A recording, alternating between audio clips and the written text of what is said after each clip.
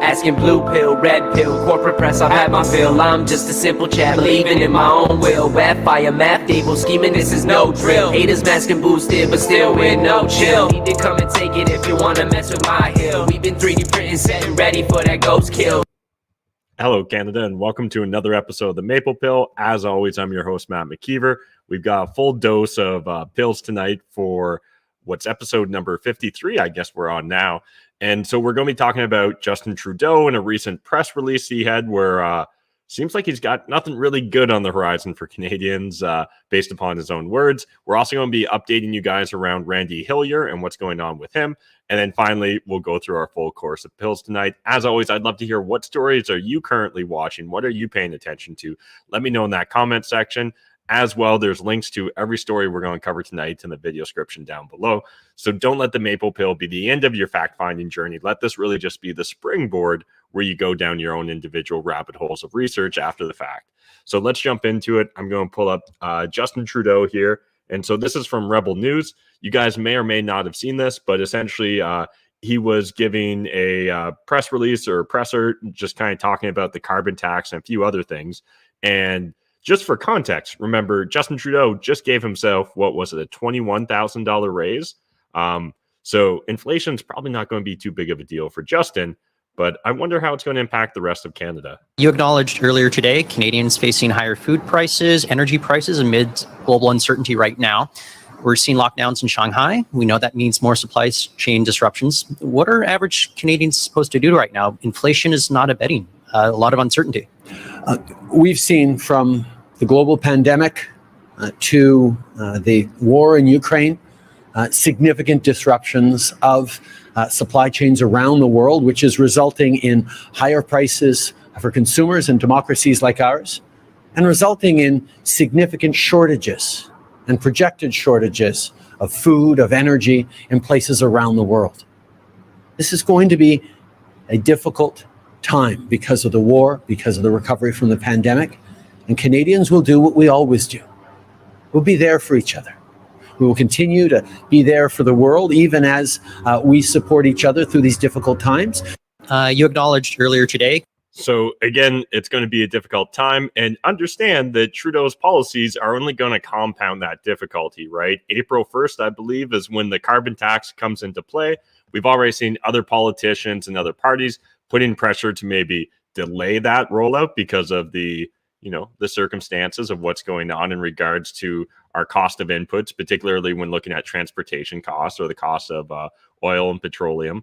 But Justin Trudeau and his party, they've got no interest in doing that. And if anything, we're going to see them continue to beat the drum around climate change and look to really force a lot of new policies down Canada's throat throughout 2025. So I was tweeting. I put out an Instagram story earlier today saying, hey, I recommend not being poor for the foreseeable future because I think inflation is about to get a lot worse, and it's actually usually the more marginalized parts of society that are hit the hardest by inflation.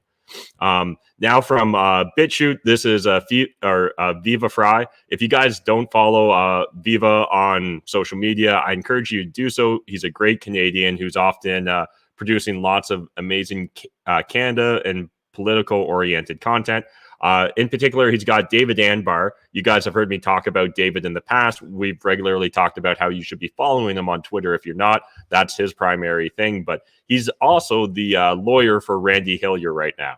And so in this video, he essentially just breaks down his experience and what kind of went down in regards to Randy's I think it was his bail hearing that went down yesterday, right? And it is very interesting to see this all play out, right? And one of the things that we're hearing about right now is that allegedly one of the charges against Randy Hillier is assault on a police officer, and people are pointing to this video claiming that this is actually the source of the assault on a police officer.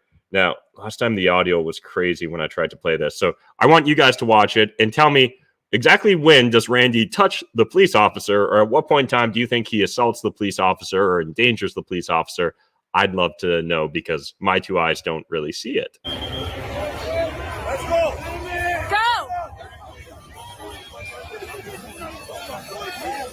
Let's go! Go!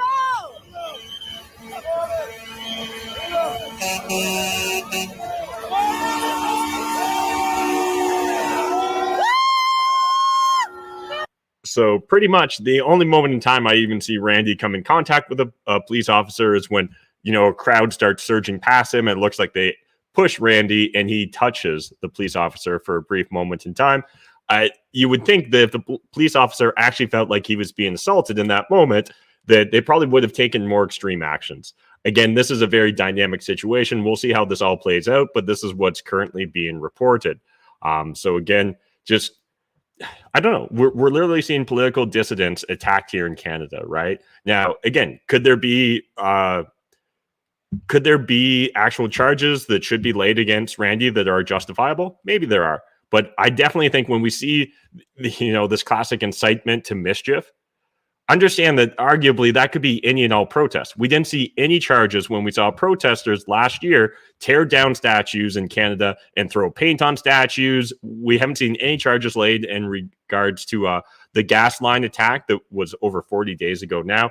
It's really hard for me to not look at this with a very black-pilled perspective because it just seems so transparent what the government's doing. I guess I should actually appreciate that because I'm constantly criticizing them for not being transparent. At least they're being transparent and attacking their political opponents. Now from post-millennial, Ontario police officer charged after voicing support for freedom convoy. We covered this originally when this police officer came out, just saying, I forget her exact quote, but Constable Aaron Howard faces 2 counts of discreditable conduct, 2 counts of insubordination, and 2 counts of breach of confidence under the Police Services Act. She is due to make her first appearance in court on May 5th. Now, this one probably has a little bit more justification because, there are very specific rules about using police resources or police authority to spread a message. So the fact that, she appears to be in full, police get up in her squad car, there's more of an argument to be made here, but understand that really what she said was, I want to give a shout out to all the truckers. I think that what you guys are doing is incredible. You're fighting for our rights and freedoms. And right now it feels like we're a bit at war and those rights and freedoms are at stake. So again, as far as like crazy rhetoric coming out, I don't see anything there. Now, again, arguably, we don't want to see police officers constantly making political statements from their cruisers. We'll see how this plays out, but I certainly hope she doesn't have the book thrown at her, right? Because, again, when we look at other instances of crime in Canada, it seems like we're usually pretty lax with, real criminals. But when it comes to political enemies, we are going to crack down hard on those individuals. And now let's get into our first blue pill story of the day. This is from Reuters. Dollarama to sell products priced up to $5 to shore up margins. So before this, they were selling products up to $4. And I look forward to, talking to future generations and being able to be that crotchety old man that says, I remember, kids, there was a time when Dollarama, everything in that store was $1 or less. Sometimes you could get multiple items and it would be like 2 for $1. And they're just going to say like, sure, old man, go back in your home or your pod and stop bothering us with your nostalgia. But I swear to God, there was a time when Dollarama, you could walk in there with $1 and buy something. Sometimes you'd even get 2 things.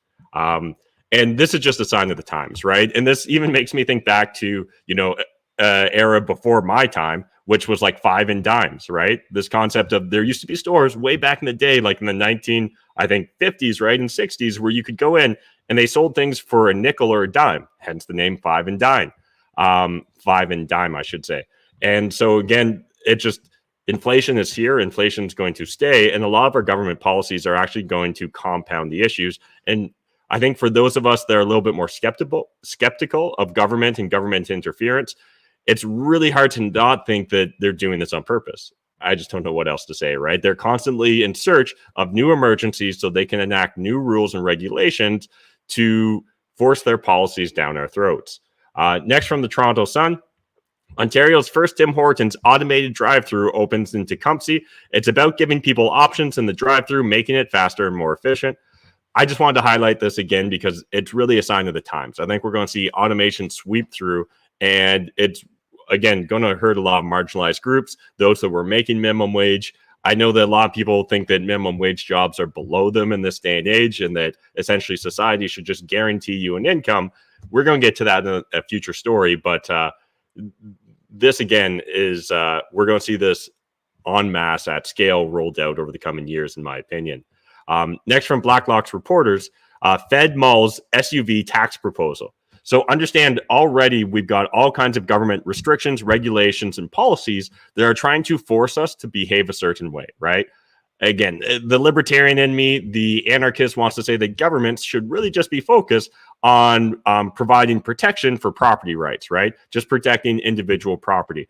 However, honestly, here in Canada, that's not how the government interprets their relationship with us. They actually interpret their relationship with us as they're the guardian, they're the parent, and we're kind of the stupid child, and they need to sway, coddle, push, bribe, threaten us to do whatever they believe is in our own best interest, regardless of what we may actually believe is in our own best interest. And this is just another sign of this. We're going to see more of this, right? Understand by 2035, it's already on the books. All vehicles need to transition to electrical, right? All passenger vehicles. We're also going to see all small engines no longer be allowed. So like things like chainsaws, ATVs, snowmobiles, things of that nature. Actually, now that I'm saying snowmobiles, I hope they made an exemption, because I don't see how any snowmobile is ever going to be useful or start in the extreme cold, but I'm sure they don't really give a fuck about that. So one thing, heads up, I think that we'll see a premium eventually in gas-motored vehicles, because I think a lot of us that are more freedom-oriented, we'd rather stick with what we know rather than risk going completely EV and finding ourselves even more controlled by government policies. But we've already got incentives, right, for people to buy electric vehicles. It turns out those incentives aren't incentivizing enough. So now they're looking at more punitive measures as well. It's not just about providing carrots. It's also about providing sticks. Again, this is from the same government, the same politicians that seem to never get anything right? We were just talking about the F-35 scandals, maybe the wrong word, but quagmire is probably a good one. The F-35 fighter jet quagmire that's been literally going on for over a decade now. Hell, it'll probably be 2 decades before we actually get airplanes. And all that ends up happening is we spend more and more money on consultants and different think tanks and things of that nature to give us different policy ideas, but we never actually seem to actually fix anything, right? Think about like war on drugs, war on poverty. Think about any actual real war, like kinetic war that we've been involved in. It seems like government never actually solves a single problem, but yet they constantly find problems and seem to compound the problems. Next from CTV News, 6th wave was guaranteed after mask mandates dropped, experts say. And I think this, again, doesn't come as necessarily a surprise, but understand they're beating the war drums for more mandates, more policies around COVID-19. Meanwhile, we can literally look to the United States and be like, oh shit, like nothing's going on there. The United States right now, they're trying to get rid of masks on airplanes, right? They're trying to completely get over COVID-19. And that's even with like a Democratic blue government in charge. They understand which way the tides of popular opinion are flowing these days, and they're getting out in front of it. Meanwhile, Canada's doing everything we can to hold on to these regulations, these rules, right? We talked about April 1st, Canadians that are vaccinated won't have to have a negative test to re-enter the country. That makes no sense when you actually understand how the science works, right? People that are vaccinated can still get COVID-19. They can still transmit it. In fact, arguably, when you listen to a lot of the pundits for vaccine mandates, they'll say that you'll have less severe consequences, right? Less severe symptoms, and it'll reduce your chance of hospitalization. Well, that makes you a better carrier of it, right? Because there's a good chance you may not know it, according to them, that you've got COVID-19 if you are vaccinated. So you would think, if anything, that would be the population you would want to have tested in order to make sure that they're not accidentally a carrier of it in that moment in time. But the big thing here is just, again, when we look to the United States and we see these massive events, massive sporting events, and yet they don't seem to have the same consequences. And I think part of it is honestly because we do have a social safety net that includes healthcare. Because our healthcare system's so broken, the government feels it's their responsibility to try and not break it any further. And so rather than focusing on actually fixing the underlying problems, they do what all governments do, and they try and treat the symptoms. And so the symptom in this case is people getting sick. So let's just try and force Canadians into different policies and different restrictions, mandates, and things of that nature so that we can try and keep our hospital system from completely collapsing. Honestly, at this point in time, if our hospital systems are so broken that they're still on the verge of collapse 2 years into this pandemic, when it seems like the rest of the world's able to go back to normal. We covered Sweden yesterday, right? And what a model they are and how they've got lower mortality rates in regards to COVID-19. Again, part of that could be policies because they didn't incentivize their hospitals or doctors to find people that had COVID and use that as the cause of death, right? We've talked about from and with deaths in regards to COVID-19. So what deaths are actually from COVID and what ones are just happen to be with it as a comorbidity? Those are big questions that we still don't have a lot of transparency from our government. And honestly, I don't think that they're going to get around to answering those questions anytime soon because it doesn't fit into their narrative. And it's not going to help strengthen their arguments for the policies they want to see enacted. But again, just want to highlight this because this shit's not going to go away if they have any say about it. And it's up to us. Like, I swear to God, if they reinstate mask mandates and, you know, those freedom-oriented Canadians, maybe even some of you watching this, if you go back to wearing a mask, like you don't actually care about freedom, right? Like you just care about social cohesion. You would just follow orders to the natural limits of that, right?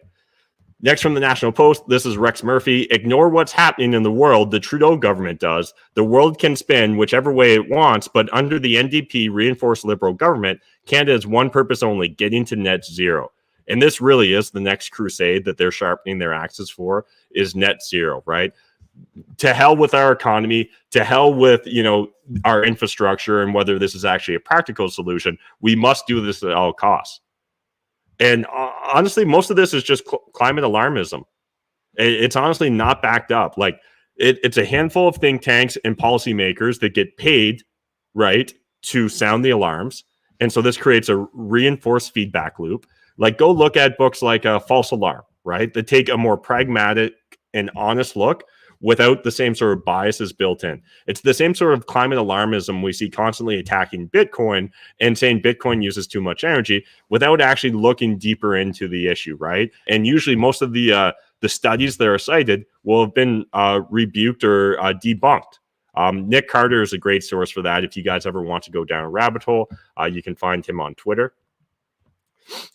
Next from the Financial Post, what Canada's 40% emissions reduction plan means for the economy's major sectors. The plan goes further than anything seen to date and spelling out how Canadians can get there.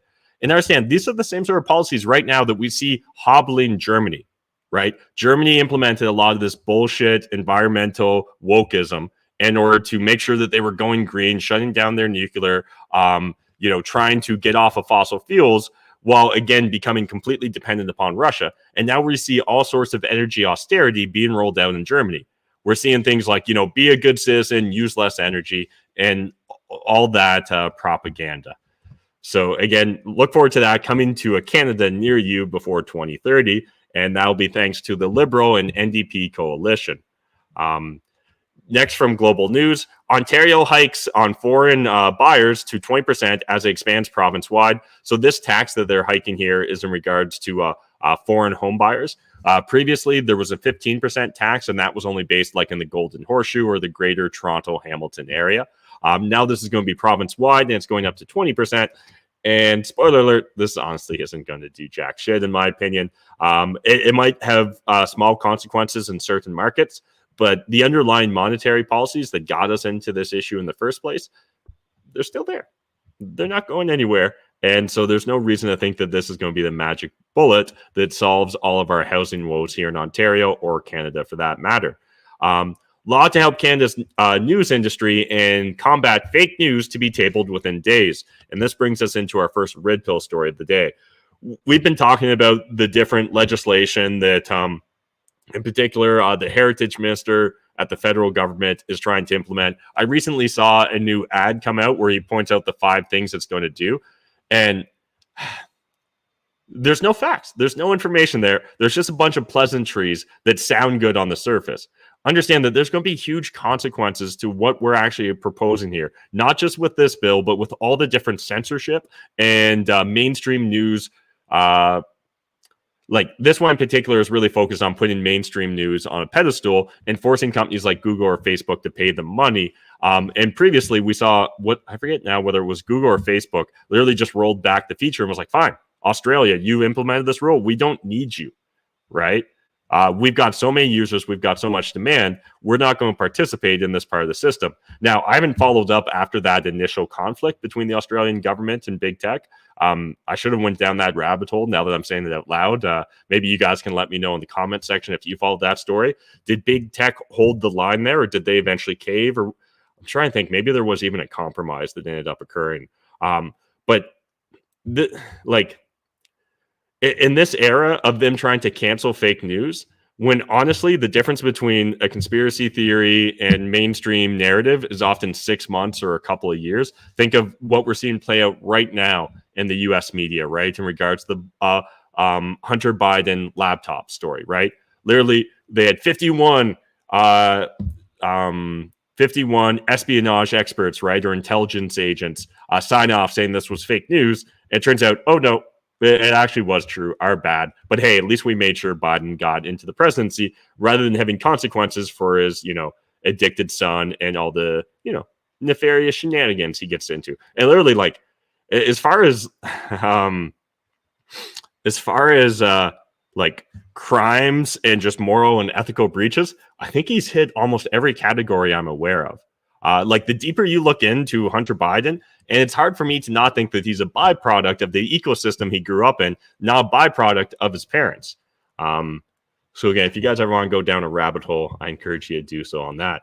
Now from Toronto Sun, we chatted about this yesterday, but essentially a lot of blue check marks on Twitter were taking aim at Pierre Poilievre because he was talking about Bitcoin and denouncing central banks. And Warren Kinsella, had to immediately cuck to big bank and central banks in particular here.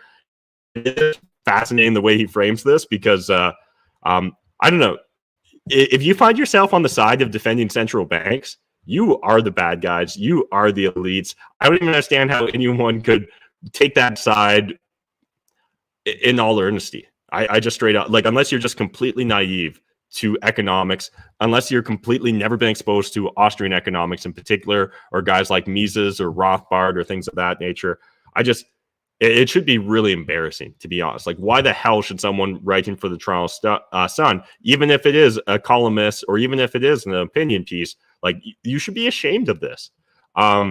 Kinsella, Pierre Poilievre takes his arrogance to the bank. The Conservative leadership candidate sure thinks he's smarter than Canada's central bankers. Honestly, I think most people are smarter than central bankers. The same central bankers that constantly say one thing, and then it turns out 6 months later, they have to correct themselves because they got it wrong. Literally, if your weatherman never got it right once, not in his entire career, would you still count on that weatherman? Or would you just start opening up your door and looking outside and be like, oh shit, look like it's going to rain. Okay, I'm going to plan for rain. So a couple highlights here, though, from Kinsella's column. And who doesn't hate the banks, right? But hating this particular bank while running for prime minister, that's a big problem. Is it really? Because we saw guys like Ron Paul run on platforms such as Audit the Fed, on dismantling the Fed. Why should we have a private institution that controls our money, right? These people aren't voted in by us. These people aren't even accountable to us, the citizens of a country, but yet we're beholden to them, right? We're literally essentially assets on their ledger. Because a central bank isn't just any bank, the importance of it is founded on the currency in your wallet or purse. The signatures on those banknotes belong to the governor and senior deputy director of the Bank of Canada, not politicians. And it's weird that he thinks this is a good thing, right? That there's this nefarious cabal of bankers that aren't directly accountable to us, the citizenry, and we should just trust in them, right? The same way that, I don't know, I guess in bygone eras, you just trusted in your witch doctor, right? You just trusted in the king. Poilievre says the Bank of Canada is an ATM machine for the government, which is a lot of crap. Again, he doesn't actually explain what that means, though. He says it's a more and more political, which also isn't true. Again, he doesn't back this up. He supports a private member's bill that would audit the Bank of Canada, which isn't needed because it already has auditors on its board. Again, that doesn't actually justify, you're not denouncing anything here. These are just coming up with excuses for why you don't want Pierre Poilievre to look legitimate. Understand that, again, we've seen Ron Paul, we've seen multiple politicians in the United States run on this, and that's actually one of the rallying cries for why people choose to actually respect those individuals and want to see them in power. Again, this is one of the few reasons that I even give Pierre Poilievre the time of day, is because he is at least willing to talk about and explore Bitcoin. He's actually done some fucking research rather than just jumping to conclusions, because he understands the cabal of central bankers. And again, this isn't just a Canada issue. This is Western countries across the board issue. Isn't good for the average person. It's honestly not. Again, would it be disruptive to completely dismantle that institution? Absolutely. Would we be better on the far side of that? Yeah, we absolutely would be as well. And again, spend any time in any Austrian economist circles, it's not hard to come to that conclusion. It's like church and state. Central bankers shouldn't involve themselves with politics, and politicians shouldn't boss around central bankers because, among other things, politicians shouldn't be deciding prices. Can you imagine?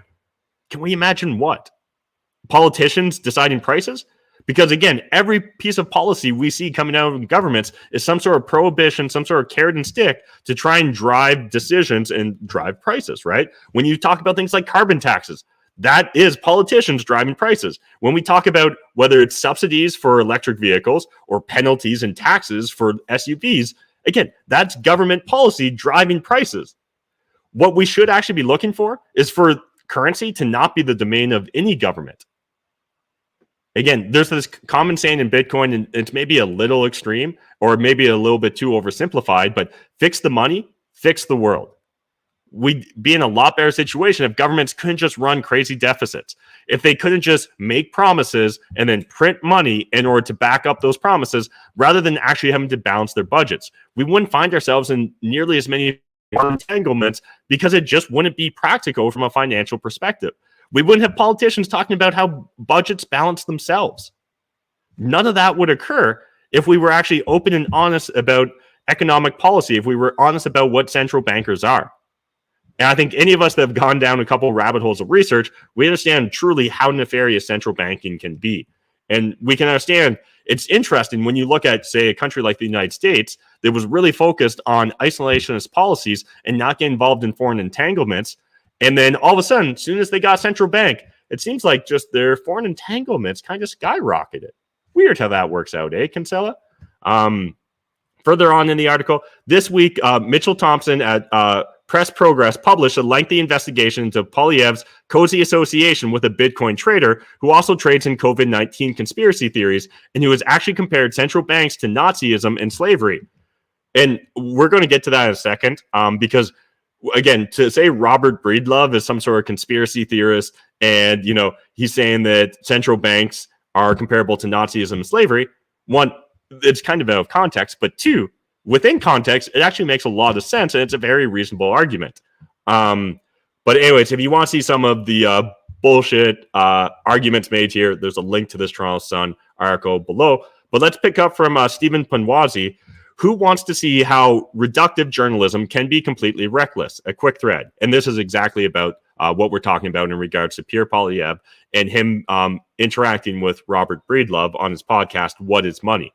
And that's a reasonable question because honestly, our education system doesn't teach us anything about money.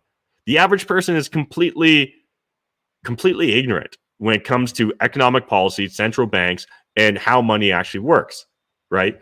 The more advanced individuals that you're likely going to come across on a day-to-day interaction, they're going to at least understand how credit cards and mortgages work. But that's not really getting deep into how banking works. And so these explorative conversations that you'll hear on a lot of Bitcoin podcasts, like, for example, Robert Breedlove's What is Money, are very worthwhile and are important because if you don't understand history, if you don't understand economic history or central bank history, there's no way you can truly understand history as a whole on what's going on the broader scale on the international stage. Point two here. First of all, I have no political party and dislike all. Great. Now, let's look at CBC's piece on Pierre Poilievre. My first reaction, oh my God, I'm familiar with Breedlove 22, which is Robert Breedlove, but I've never heard this stuff. Comparing central banks to Nazi Germany, outrageous. And so this is essentially a direct quote here from it. So in February, Poilievre appeared on a cryptocurrency podcast hosted by a Bitcoin trader who has promoted COVID-19 conspiracies and compared central banking policies to slavery and Nazi Germany. And yeah, central banking is essentially just slavery with more steps. And it's maybe not as straightforward or obvious, right? Think of that like Rick and Morty bit where they're going like inside of the the engine or the battery, which is run by an entire world and society, and we kind of get into a like a Russian nestling dog or a doll situation where you've got, you know, everyone keeps creating a new world or universe in order to power their battery. And at the final stage of it, essentially one of the guys, or I think it's even maybe Morty says it, but like, oh, this sounds like slavery just with extra steps. And again, understand when you've got this group of bankers and stakeholders that are not the citizenry, and they get to dictate monetary policy and they drive inflation, and inflation is a hidden tax. Well, if you're not represented by these individuals and they're taxing you, what else is that? It's theft or slavery, right? Wait, they appear to be referencing a Press Progress article linking this Breedlove 22 tweet. That's pretty much how the official U.S. World War II museum describes it. Hitler's rise is directly related to hyperinflation as he exploited the situation. Yeah. Again, when you've got unstable currencies, that's going to lead to instability and volatility in your society. So, Robert Breedlove, Hitler would not be a household name if fiat currency never existed. Few. And few being a Bitcoin term, meaning few understand this. Paying the crushing reparations destabilized the economy, producing ruinous runaway inflation. By September 1923, 4 billion German marks had the equal value of $1 American dollar. Consumers needed a wheelbarrow to carry enough paper money to buy a loaf of bread. Hitler, a mesmerizing public speaker, addressed political meetings in Munich, calling for new German order to replace what he saw as an incompetent and inefficient democratic regime. This new order was distinguished by an authoritarian political system based on a leadership structure in which authority flowed downward from a supreme national leader. Point 4. Comparing it to slavery also sounds reckless. The New York Times banks enshrined slavery in their monetary system to remind those in contact with their bills that the institution was the region's economic bedrock. Did the screen just flicker there for you guys, or was that just me? Let me know in the comments. And there's a link to the New York Times article. Point number 5, the global currencies before the U.S. were the British and before them Dutch. Their currency was actually used as a token for slavery. Advanced finance and accounting are actually closely tied to slavery. One of the most interesting books I've read. I actually hadn't read this book, so I've just ordered it on Amazon. Appreciate the recommendation there, Stephen. It's like saying Pierre drinks the same fluid used to wash cars when referring to water. Were they wrong? No. Was it intentionally misleading? Yes. Anyway, hate Pierre for his policies, but be mindful of the fact journalists weaponize the concept of objective writing. And yeah, completely agree there. And when we're looking through that article in Toronto Sun, it's very obvious that they had the conclusion first and then just wanted to come up with some arguments to justify it, right? Again, this is technically a white pill. I need to remind myself, while this is under red pills, it's a white pill that our enemies, our opponents, are such Luddites that they don't understand even the basic concepts of Bitcoin, that they don't understand the fact that fiat currency is in large part the reason why we as an entire society have such a high time preference, and something like Bitcoin that is sound money, right? That has a finality to it, that actually drives low time preferences, and low time preferences drive long-term thinking, long-term investment. And essentially that's what allows us to, pass things like the marshmallow test. That idea of when you sit down a toddler and you're like, yo, here's a marshmallow. If you can wait 5 minutes while I leave the room, and by the time I come back, if you haven't eaten it, I'll give you another marshmallow. Well, the children with high time preferences, they can't handle that stress, and they pop the marshmallow right in their mouth. The children that have low time preference, or they're capable of delayed gratification, again, kind of interchangeable, at least in the sense that I'm using them right now, they're able to hold out and they get double the reward. But right now, when we've got fiat currencies that are designed to inflate, right, or lose value year by year, we're inherently going to find ourselves constantly being pressured into high time preference. Because if I don't spend my $100 today, a year from now, it's going to be worth $92. And that's according to government stats. And I think we know how reliable government stats are. But enough on this subject matter. I'm going to keep rolling. Next to Rebel News, Pastor Arthur Pawlowski is going home to his family. So after, I believe it was 51 days in prison, he's finally being allowed to return to his family. So the biggest question I think we all have to ask here is if what he did warranted 50 days in prison. Is it so unthinkable the pastor would want to host like religious ceremonies, that he'd want to host church, right? No, it actually seems pretty reasonable. And really, should your religious beliefs, should even your personal decisions be dictated by government policy to the extreme extent that they've implemented here? No. Like 3 years ago, none of us would have ever even thought that we'd have these conversations. And not even just about in Canada, but I think just on the world stage in general. And yet here we are. And this is why when people bring up the slippery slope, it really is important that we understand we didn't get here just overnight. This happened just like a step at a time, right? They just chip away, chip away, chip away. And honestly, I get it why a lot of Canadians and a lot of people around the world are just exhausted. They're exhausted from being gaslit. They're exhausted of having to fight fake news and false information from their own government, their own mainstream media, their own administrations, and amongst their friends and family that don't have the time, the energy, or the interest to actually go on their own little deep dives and start understanding what the hell is actually going on in this world. Someone's got to do it, right? We don't want to actually wake up in the matrix. At least I don't think I want to. I hope you guys don't either. Next from Rebel News, feds collected cell phone data despite unanimous committee motion against it. So remember how we were talking about how the health authorities were essentially gathering information without really anyone's consent or understanding that they were doing it? And then we had the committee that oversees them being like, yo, you shouldn't do that. Well, it turns out they just ignored it. So the tender for a contract for info grab of Canadian cell phone data was previously reported by Rebel News. A motion to suspend the tender was unanimously adopted by members of the House Standing Committee on Access to Information, Privacy and Ethics. Yet the Public Health Agency of Canada did not cancel the tender. And so just wanted to highlight TELUS Communications.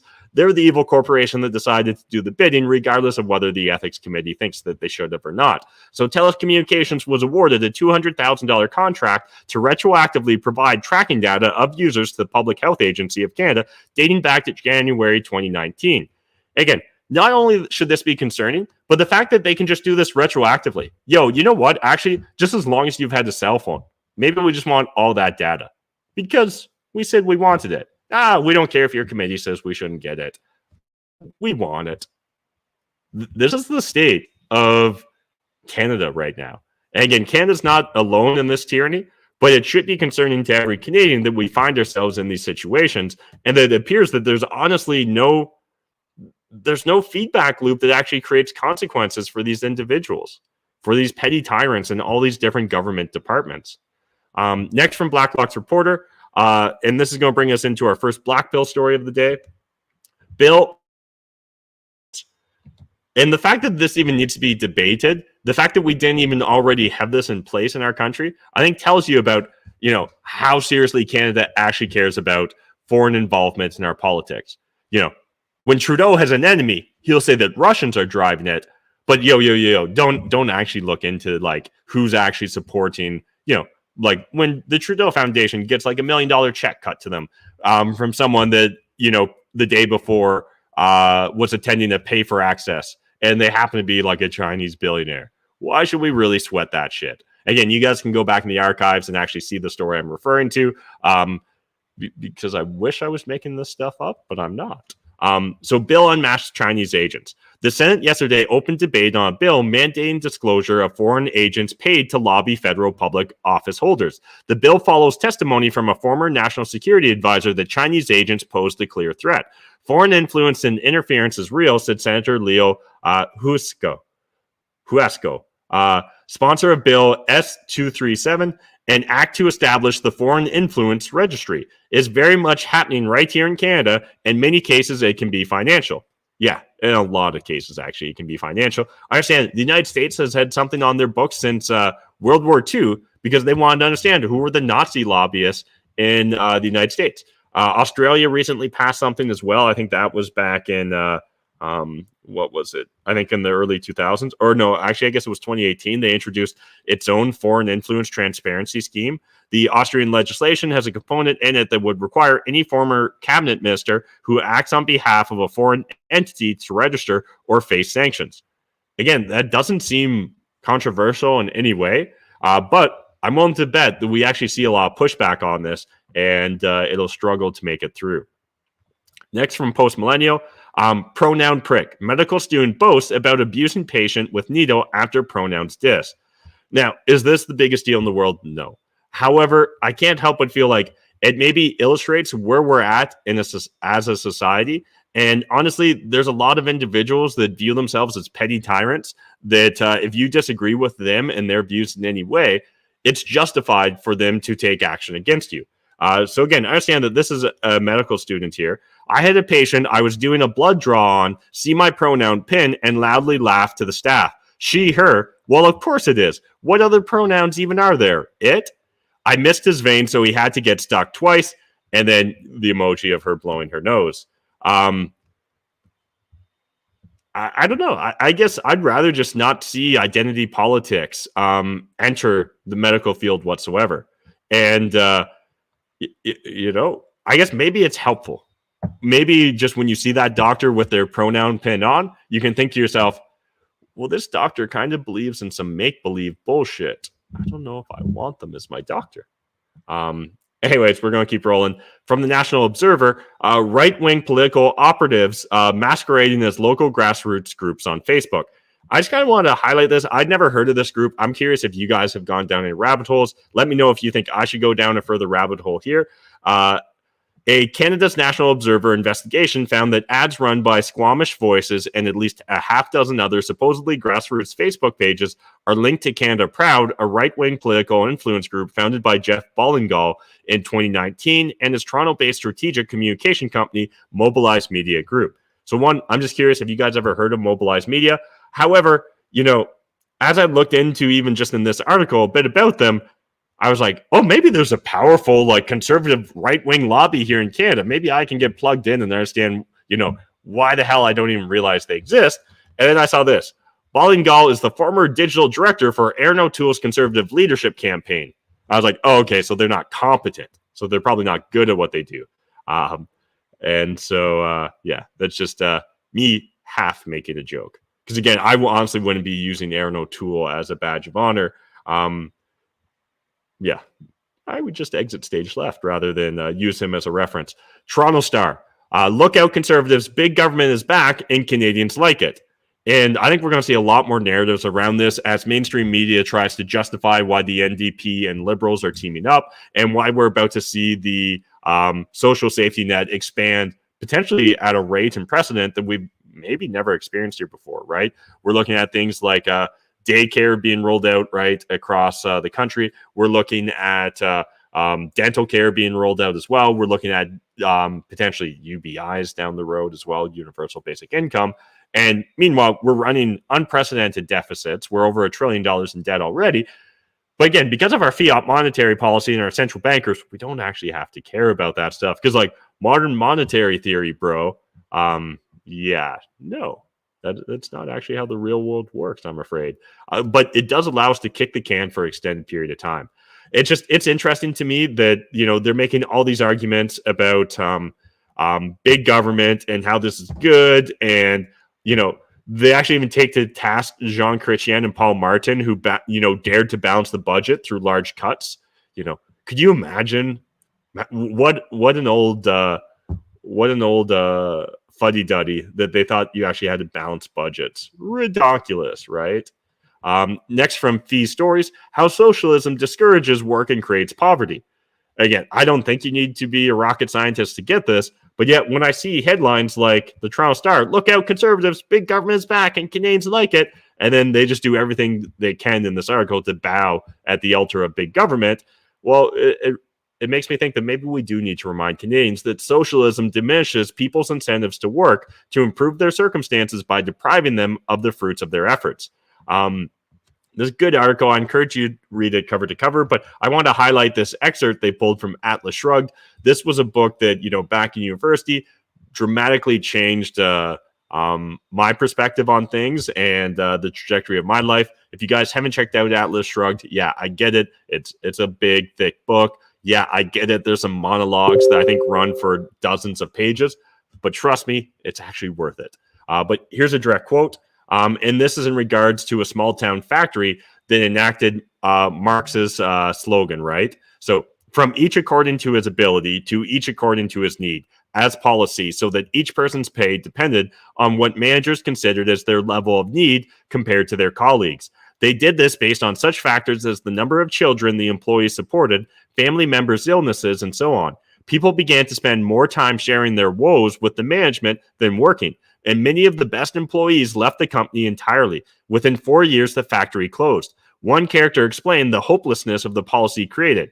What was it we were supposed to want to work for? For the love of our brothers? What brothers? For the bums, the loafers, the moochers we saw all around us? And whether they were cheating or plain incompetent, whether they were unwilling or unable, what difference did that make to us? If we were tied for life to the level of their unfitness, faked or real, how long could we care to go on? And personally, this is what we see with identity politics, with the victimhood hierarchy, right? Of like, oh man, if you're a trans black woman, you know, you've won the victimhood hierarchy bingo, and so you should get paid reparations to the end of your days, and don't worry about having to work or improve yourself. Society just owes you a living. And like, I'm sure some of you think that I'm being bombastic or oversimplifying or overstating the facts. I honestly don't think I am. I think that we're on the precipice of this as a society right now. Every single day I share with you guys different headlines and different stories that show that we're nudging ourselves just closer and closer to this precipice. And the government doesn't care, or they're incentivized to want to see this because it allows them to grow their bureaucracy, it allows them to grow their power, it allows them to become more powerful. Next from Kitco, Russia sets fixed gold price as it restarts official bullion purchases. Now, I saw some people out there saying this was fake news or this was misleading. I haven't seen a definitive thing one way or the other. If you guys have, let me know in that comment section. But I want to use this. Let's operate under the assumption that this is true, or hell, let's even operate under the assumption it isn't true. I think that if we were to see something like this occur amongst a Russia or a China or even in India, it should really give us pause for concern here in the West, right? We've talked about in the past that America's number one export is actually the US dollar. Their number two export is really their culture. But those two things go hand in hand, right? It's because they've got the world reserve currency that they're often able to set the rules. It's because they've got the world's reserve currency that they're able to have the most powerful military in the world. If we see countries start going back to sound monetary policy, if we see countries going back to hard money, money that's backed up by commodities or even something backed up such as like by Bitcoin, this could really change the power dynamics in that regards. Now, again, I saw some headlines saying that the ruble had rebounded significantly after this announcement. It seems really hard to understand whether we're coming or going with some of this information. So I'm going to take it with a grain of salt at this point in time. If you guys have definitive, sources, let me know in that comment section because I'd appreciate it. But one thing I will highlight, and a lot of the prepper doomsday end of the world novels that I enjoy reading, like The Mandibles or The Patriot, and we did that special episode a couple Fridays ago where I shared with you just some book recommendations. Usually the way these stories often frame the collapse of the American empire isn't by some catastrophic warfare with China or with Russia or anything of the nature. It often doesn't involve nuclear bombs or anything. It involves the erosion of trust in the American dollar while another currency rises to prominence. In The Mandibles, again, a book I highly recommend you guys read, and I think it takes a very practical look at how the U.S. empire could collapse. Again, it's not all doom and gloom at the snap of fingers. It actually plays out over an extended period of time. But once you start to really see the erosion in the value of the American dollar as a reserve currency, it's hard to turn the tides, right? Think about, again, previous empires, the British Empire, they had a relatively soft landing because you could argue that essentially what played out was Britain handed it off to America, and while they are distinctively separate countries, they were able to stay in alignment, right? So they weren't directly competitors or, at loggerheads during that transition of power. Previous to that, we saw the Dutch, right? And while, again, the Dutch and the British weren't completely enemies, there was more friction there in that relationship. And we really did see the Dutch Empire shrink and disappear in a short period of time. Again, did that mean that it was the end of the world for the Dutch as they knew it? No. But it really did change the circumstances in Holland, right? It did change the circumstances in the Netherlands in general. Now, jumping over to Zero Hedge, Hunter Biden dam about to burst. WAPO CNN go scorched earth over laptop from hell. I just thought this was a decent summary of all the crazy shit that's coming out these days in regards to Hunter Biden's laptop. I think that we're just really at the beginning, right? This is just, I always get it mixed up. Is it the prologue or the epilogue? Whichever one comes first. I think we're there, right? This story is going to continue for an extended period of time. And I was recently thinking, and my conspiracy theorist brain, that, hey, you know what? Maybe this is all according to plan to the deep state. Maybe they understand that Biden now is a diminishing resource, that they're not going to be able to push him through another 4 years. And so maybe this can be the controversy that allows them to take him down. Well, maybe also if they can find a way to tie in Kamala Harris, and they can kind of get a fresh reset and bring in a new leader to the Democrats for the 2024 elections. That's me just literally shooting from the hip there. I got no real facts backing it up. But I do think that we're going to see a lot of crazy stories come out about the Bidens, and in particular Hunter and Joe Biden, and their economic relationships with different entities that are not American. Next, from the Ron Paul Institute, Rothbard on today's progressive war jingoism. Again, I'm a big fan of everything Rothbard's written, but I just want to highlight here a snippet. And this is Rothbard noting that Dewey gave us a glimpse of the permanent war mindset. And understand, we saw Eisenhower at the end of his term as president talking about the industrial military complex. And perpetual war is a common theme that you'll see in books like 1984, right? That's the lifeblood of the state. Fiat currencies and perpetual war. And though in January 1916 in the New Republic, Dewey supported U.S. entry into the war so that Germany could be defeated, a hard job, but one which had to be done, he was far more interested in the wonderful changes that the war would surely bring about in the domestic American polity. In particular, war offered a golden opportunity to bring about collectivist social control in the interest of social justice, as one historian, Carol S. Gruber, put it.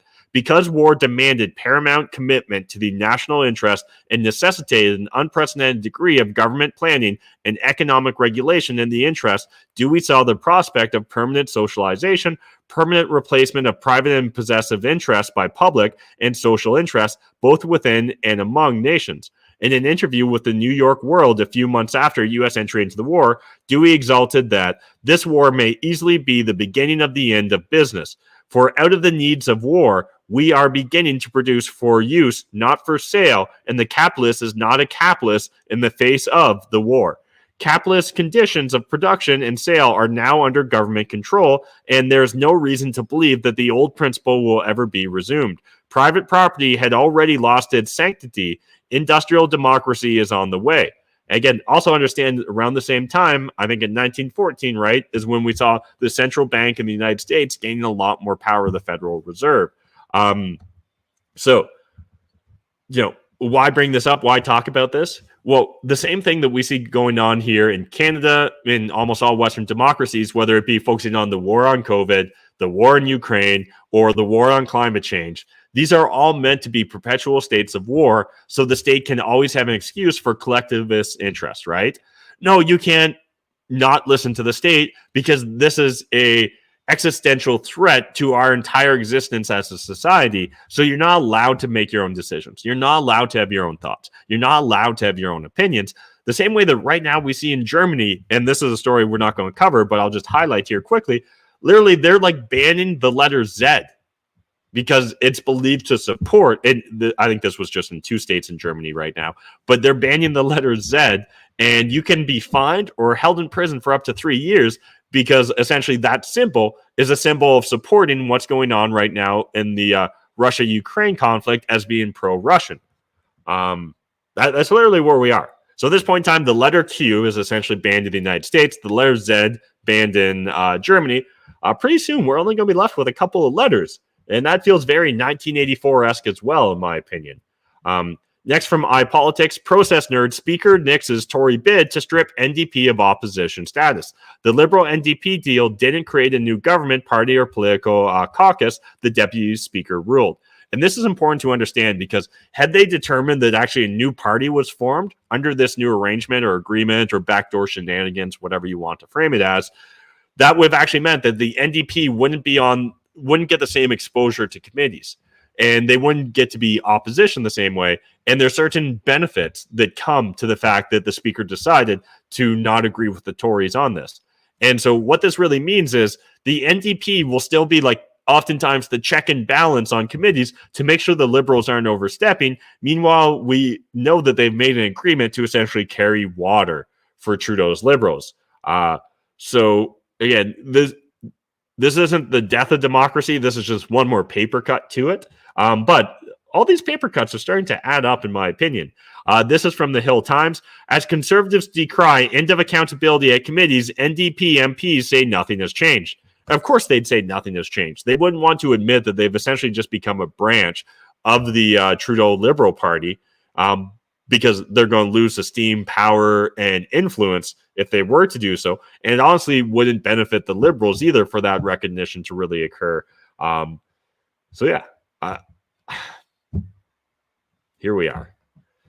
From Spencer Fernando, Liberal climate plan doubles down on policies that are making Canadians poorer. I just thought this was a good read if you guys want to kind of look through these 2030 targets, how they're going to impact different aspects of our economy, and how they'll probably just put the average Canadian in a worse position. But hey, Justin Trudeau will get pat himself on the back about all the virtue signaling he'll get to do between now and 2025.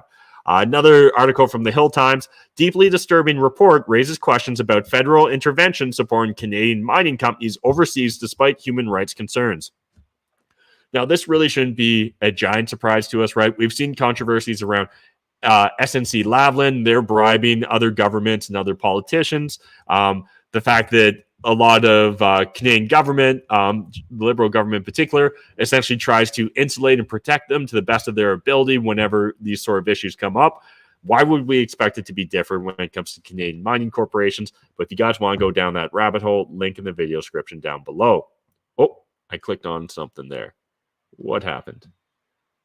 All right, jumping back here. This is from the Counter Signal. Trudeau gives himself a raise the same day as carbon tax hike.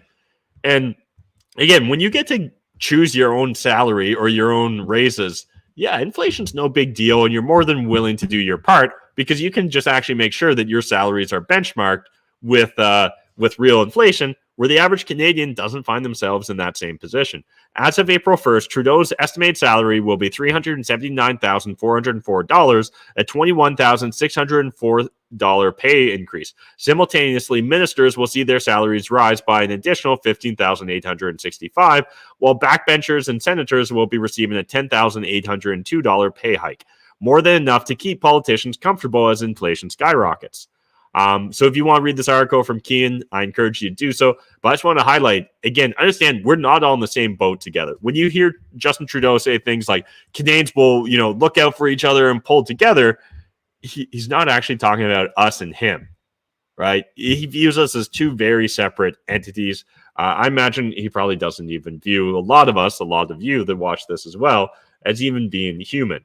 Now, getting into our first clown pill story of the day, moving on from black pills, I thought, who is it here? Brooke Timpson. I really liked the fact that she was calling out Tyler Watt here. He is a registered nurse and public health nurse, immunizer on the side, he says, and he's an Ontario Liberal candidate for Nepean. And so essentially what he calls out here is how a member of parliament for the Conservative Party called Justin Trudeau a dictator. So Canada is not under a dictatorship. Dangerous rhetoric like this from democratically elected officials is what fuels and validates extremists and events like the Convoy's illegal occupation of Canada.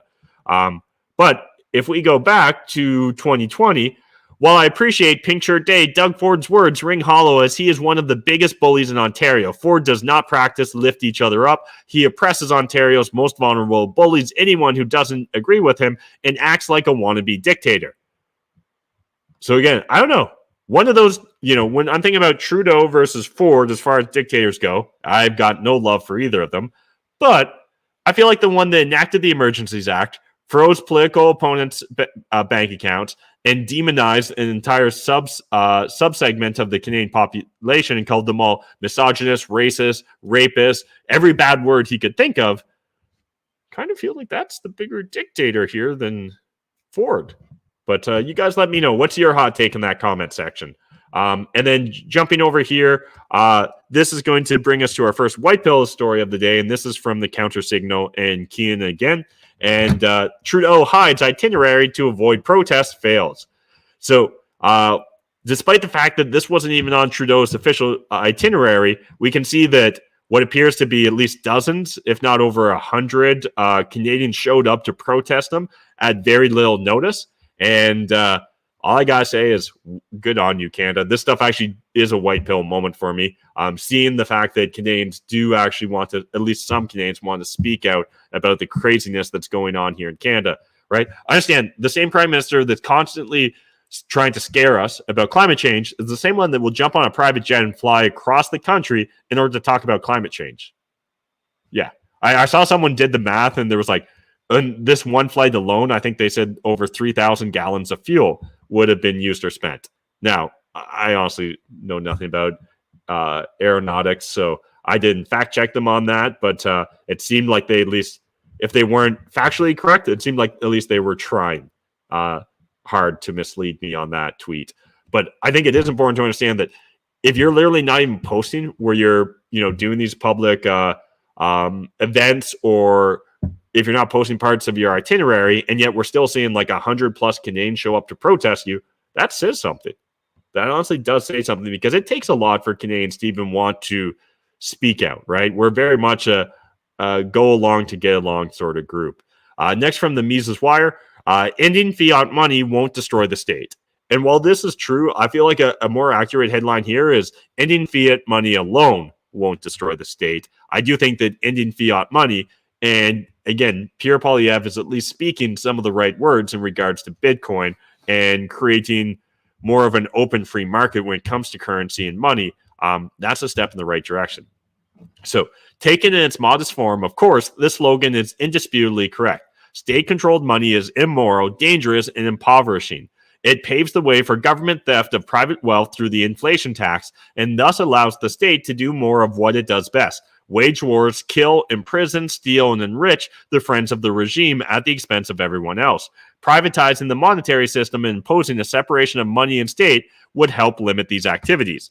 Again, this is what's so ironic about Kinzel's article that we covered earlier today, is him talking about the separation of church and state when it comes to money, and him not actually, like, either him purposely being obtuse or him legitimately not understanding how the central bank actually works and how the central bank and government, walk hand in hand throughout this entire relationship. Next, and this is a huge white pill in my opinion, Apple rumored to be partnering with Strike for Bitcoin Lightning payments. I believe I've talked a few times in the past about Jack Mallers. He seemed like, literally, I get so excited when I hear him passionately talk about Bitcoin. If you guys haven't watched any of Jack's speeches, literally just Google Jack Mallers on YouTube, watch a few of those videos. And if you're not orange-pilled after that, I'm not sure how we're going to get you orange-pilled. But I love his passion. I love the fact that he's pushing so hard on the Lightning layer of Bitcoin, right? The L2 layer. And if this partnership does roll out, it's expected that he's going to announce it at the Bitcoin 2022 conference, which will be April 6th to 9th. So fingers crossed, we'll pay attention to see how that plays out. I would love to have been there. I would be, if my government would make travel a little bit easier for us plebs. And then finally, meme of the day. Here's a little song I wrote. If you're not on a government watch list by now, you should be ashamed of yourself. I kind of legitimately think that way. And while it's hard to know whether you're actually on a government watch list or not at this point in time, if you can say with certainty you're not, I mean, do you even politics, bro? Do you even care about freedom, bro? Come on, bro. Get on a watch list. Start speaking out. It doesn't even take much, right? Literally at this point in time, all it takes is looking cross-eyed at Justin Trudeau or the federal government, and they'll put you on a watch list somewhere. So that's it for today's Maple Pill. I hope you guys enjoyed it. If you did, smash that like button, hit subscribe if you're new to the channel. I think we're only like 13 subs away from 1,000. I promise I'll stop talking about getting to 1,000 subs once you guys get me to 1,000 subs. If you want to see me posting, shit posting memes and stuff like that, it's Matt McKeever Unfiltered on Instagram. And otherwise, I just appreciate you guys. Very happy that we've been able to make it 53 episodes deep into the Maple Pill. And I love the fact that this is a two-way conversation where you guys are constantly sharing your opinions and hot takes on everything going on here in Canada and the greater world in general as well. So we've got Bite Hunter in the chat. We've got Benjamin. We've got Graham. Bite Hunter says, I'm loving the Canadian Jim Carrey Express discussed with Will Smith's behavior and disenchantment with Oscars, which have gone rogue. Yeah, agree with you. And, there's been a lot of comedians in particular, I think, speaking out about this because they realize the moment you make this okay for the elites, eventually everyone's going to expect that if you hurt their feelings, they can just walk up on stage and slap you. And, jester privilege is actually really important. This idea that the court jester, the comedian, is allowed to talk and make jokes about how the emperor has no clothes and not face severe, dire consequences, that's part of what keeps the collective consciousness whole, in my opinion. If we see that all of a sudden jokes, and again, understand Canada's already got issues when it comes to making jokes, right? You can literally, as a comedian, find yourself in jail or fined if you hurt someone's feelings, if you're believed to be making a discriminatory or hate-oriented joke. Again, in my opinion, hate speech doesn't exist. It shouldn't exist. And we're lesser as a society for it if we prop up that sort of thinking. Now, again, should you be allowed to socially ostracize someone if they say something wrong? Yeah. Like, if Will Smith wanted to be like, yo, Chris Rock, I'm never going to interact with you again. If any studio, any club wants me there and they're going to have you there, I'll refuse to attend. I'll only make movies with studios that blacklist you because I think that what you said was so abhorrent. Yeah, I think he should be allowed to say those things. But I don't think that he should be able to cause a physical altercation. And the fact that this was even a debate is sad, right? Now, again, if someone makes fun of your wife or embarrasses you or challenge it or like makes fun of your family and you decide to cause a physical altercation, there should be consequences for that. It seems like a very simple trade-off. But here we are as a society where, words can hurt you, but physical violence is often okay as long as it's done by the right side. Benjamin says, oh my God, hard to listen to that hypocrite. I agree. Love VivaFrei, says Bite Hunter. Agree with you on that. Sup, y'all? What's up, Al? We've got Bang in the comments. Terry, we watched a Viva with David and Barb, both smart guys. Absolutely. Again, if you haven't watched the most recent one, I encourage you to do so. It'll definitely fill you in on what's going on with Randy Hillier. Peter, hey, what's up, Peter? Again, speaking of Randy Hillier and what's going on, I try and not jump to conclusions. Again, most of it felt like kind of bullshit, trumped up charges. But the more I go down this rabbit hole, the more certain I am that, yeah, it looks like it's a lot of bullshit, trumped up charges. Al says, anyone hear about the biker motorcycle convoy that's apparently planned for April 29th? I have not. I'll have to look into that. Although, again, we have covered earlier this week that they're talking about a slow convoy that plans to be in Ottawa all summer long. I haven't done a lot of research into that because, again, I'll wait until a little bit more momentum or a little bit more facts or information comes out about it. What's up, Terry? Leah, what's up? Al says, I'd continue a financial donation to the defense attorney of Aaron Howard, but kind of need access to my bank account still. Graham says, the Randy assault video, I contend he moved the fence to entrap the crowd into federal trespassing charges like J6, where feds led the crowd, tinfoil hat stuff. I think Randy is controlled opposition. Yeah, you're welcome to that opinion, Graham. I don't think he is. And in part just because he's always been an oddball, right? Like in political discourse and everything. And honestly, there's a lot of things he says that I don't feel like they're Fed posts, but they're also like things that where I'm like, yo, I wouldn't probably tweet that, especially if I was a provincial politician. But again, there we are. Free Faster says, no snowmobiles in Canada. What? Again, that was me just kind of taking it to the logical conclusion there, Free Faster, because I know that by 2035, small engines aren't supposed to be or allowed to be gas or petroleum based. Now, again, they might have carved out exemptions, but I saw there's a big controversy around chainsaws and stuff like that because, again, it actually has impacts to how we function as a society and how certain like industries work as well. Filled up my 5.0 V8 F-150 this past Saturday for $207. Wow, that hurts, Al. I think I'm paying enough taxes already for my large size vehicle. Yeah, and I understand that, again, April 1st, we're going to see gas prices go up unless something dramatically changes in regards to the price of crude. Sup, everyone? Hey, what's up, Johnny? Appreciate you jumping in the chat. Terry, there's not even enough lithium to make all these batteries. Have you seen a picture of what a lithium field looks like? Search it.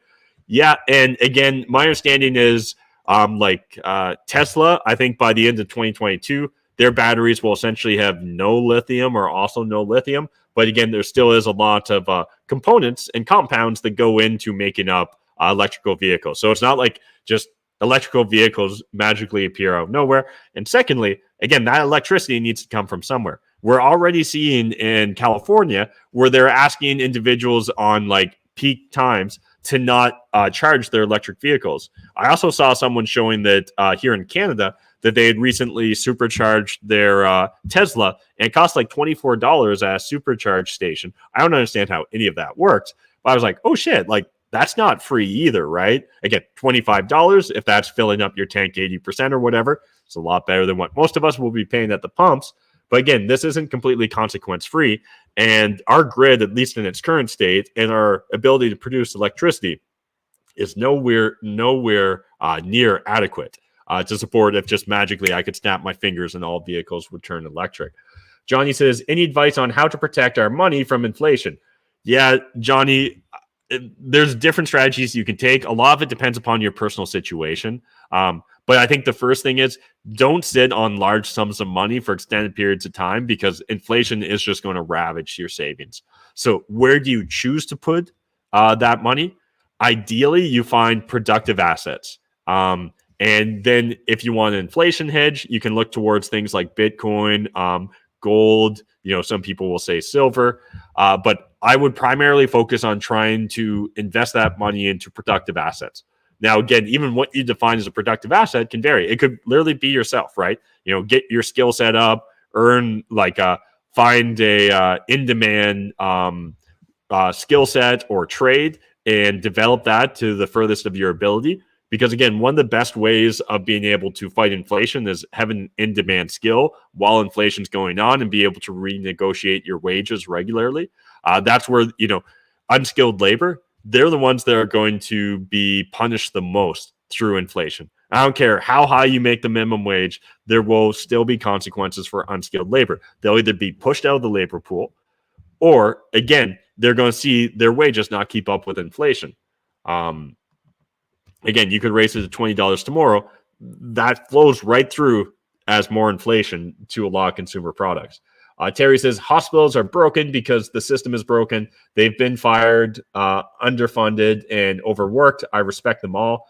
Yeah, and I think it's very possible for someone to support individuals, right, and yet not support the institutions those individuals participate or work for. Johnny says, we need someone with half a brain like Rex or Jordan Peterson to get into politics. Our politicians are a bunch of idiots. Yeah, I definitely understand that sentiment. Again, I don't think anyone's going to save us. This is as much a cultural issue as a political issue. So while it might be awesome to see someone like Jordan Peterson or Rex Murphy enter politics, I think as long as they continue to fight the culture wars as well, I personally think that they're likely they're helping just as much, they're aiding just as much as if they were to become a politician. Again, maybe that's just me rationalizing because I like to think that things like this show, like some of the other content that I've done in the past, like helping Canadians get control of their financial futures and build their financial fortress of solitude, I hope that all that is just as effective or more effective than getting involved in politics because it just seems like once you get into the swamp, it's hard to keep yourself clean. What Trudeau also announced food shortages. When did he do that? I'm aware that Biden announced this yesterday. However, Yashiki, if you go back to the start of this, I actually play a clip where Justin Trudeau talks about inflation, food shortages, and again, none of this is his fault, obviously, but he does talk about it. Money isn't real anymore. Nothing tangible is attached to it. Agree. Rick and Morty, fact, you're cool, Matt. Appreciate it. Audio went weird. Okay, yeah. Already in it, said Mr. Pipton. A friend of mine said a year or so ago, I should spend all my money now because soon it will be worthless. I don't think we're quite at that stage yet, Terry, but I understand that sentiment. And, you know, some of the content creators I consume, Tim Pool's regularly talking about, like, you know, oh, like 4 months from now, he needs to buy a bunch of camera equipment. He'll decide just to buy it now because of, one, supply chain disruptions, but two, he knows inflation's coming. And I think if you've got the means and resources and there's certain equipment or certain things that you know you're going to need in the future, it can make sense to really sit down, sharpen your pencil, and figure out those trade-offs about, is it worthwhile to acquire it now when you know what the price is versus acquiring it in the future when potentially supply chains and prices could look a lot different than they do today. Atlas Shrugged would be a great audiobook listen on the way to the Citadel. Yeah, you might not even get through all of it on the way to the Citadel, but you'd get a good chunk of it. If you're coming from London, Ontario, that would be like a 22-hour drive. I keep meaning to read Atlas Shrugged. Thanks for the reminder. Yeah, really encourage you to read it, Nathan. I got a lot of personal value from it. And I think for a lot of people, it's the gateway drug into, like, obviously, like, objectivism and stuff like that. But in addition, I think for a lot of people, it helps solidify their views when it comes to libertarian, anti-state, anti-status, all that jazz. Do you guys ever host, like, open house, come visit Citadel types of days or weekends? We do for locals right now, Al. So if you're in the Problems for Profits Discord, link in the video description down below, if you send me a DM, we can chat. And if you're willing to come out for one of our open houses, we essentially do it once a month. Just this Saturday, we had an open house. Again, it's usually not a ton of people here because we're really just drawing from locals because it's just kind of an open house for, half a day. Into the summer and the nicer seasons around here, I am looking forward to doing a couple different events. I'd love to do some sort of like Freedom Fest. And again, have that be like a weekend or maybe a full week here in the summer, and really just draw a lot of free spirits, free thinkers, freedom-oriented Canadians to the same hub. Maybe get some different guest speakers and things of that nature. A lot of this is still to be determined, though. Anyways, appreciate everyone jumping in and sharing their thoughts and opinions. Chat was very active tonight, so I appreciate that, guys. I do have a meeting at 8:20 Eastern Standard Time, so I'm going to have to drop off here. But again, really appreciate you guys making this a two-way conversation. I'm glad to know I'm not alone. Hopefully you guys feel the same thing about me, because it's when we feel alone, it's when we feel isolated that the tyrants, that the statists feel most emboldened and most powerful. And so we need to create common knowledge amongst ourselves and fellow Canadian citizens that what's going on, we're not okay with. We're not going to go back into the box. We're not going to re-accept mask mandates. We're not going to give up our freedoms as easily as we did last time, because we're all a little bit smarter and a little bit more aware because, hey, they've put us through hell over the last 2 years. But I appreciate you guys. I'll see you tomorrow, same time, same place, 7 p.m. Eastern Standard Time for another episode of The Maple Pill. And I look forward to hanging with you guys.